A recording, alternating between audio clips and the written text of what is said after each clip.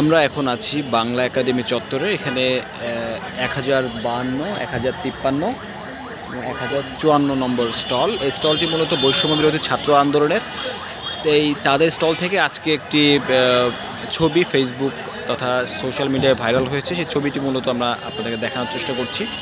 এই যে শেখ হাসিনার ছবি, যেটি রাজু ভাস্কর্যের পেছনে ছিল, এটাতে 5ই আগস্টের দিন যখন শেখ হাসিনা দেশ ত্যাগ করে চলে যায়, তারপরে সেই ছবিটিতে কিন্তু বিক্ষুব্ধ ছাত্র জনতা জুতার মালা পরিয়ে দেয় এবং ছবিটিকে তারা নানা ধরনের রং ছুঁড়ে দিয়ে সেটিকে তারা তাদের ক্ষোভ প্রকাশ করে। সো সেই ছবিটি কিন্তু আজকে সোশ্যাল মিডিয়ায় ভাইরাল হয়েছে। এই ছবিটি অনেকেই মনে করছেন যে এটি হয়তো মেলা প্রাঙ্গণে অসংখ্য এরকম ডাস্টবিন রাখা হয়েছে। বিষয়টি আসলে এরকম না।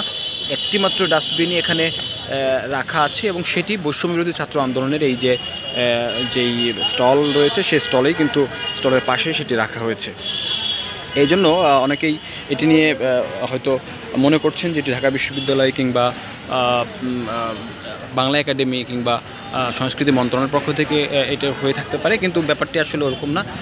একটি মাত্র ডাস্টবিন এখানে রাখা হয়েছে এবং সেটিতেই এই শেখ হাসিনার যেই ছবিটি, সেই ছবিটি কিন্তু এখানে চারদিকে সেটে দেওয়া হয়েছে।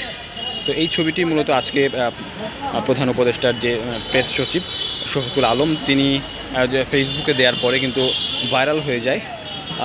এরপরেই কিন্তু সামাজিক যোগাযোগ মাধ্যমে নানা আলোচনা সমালোচনা এটি নিয়ে চলছে। আমি আপনাদেরকে একটু দেখানোর চেষ্টা করছি বৈষম্য বিরোধী ছাত্র আন্দোলনের যেই স্টল, সেটি একটু দেখানোর চেষ্টা করছি। এইটি হচ্ছে বৈষম্য বিরোধী ছাত্র আন্দোলনের মূলত স্টল। স্টলের এক পাশেই মূলত ওই ডাস্টবিনটি রাখা আছে এবং সেটি নিয়েই এখন সারা দেশে কিন্তু আলোচনা সমালোচনা চলছে।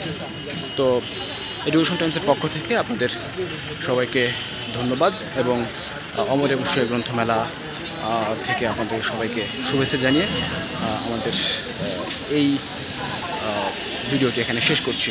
ধন্যবাদ সবাইকে।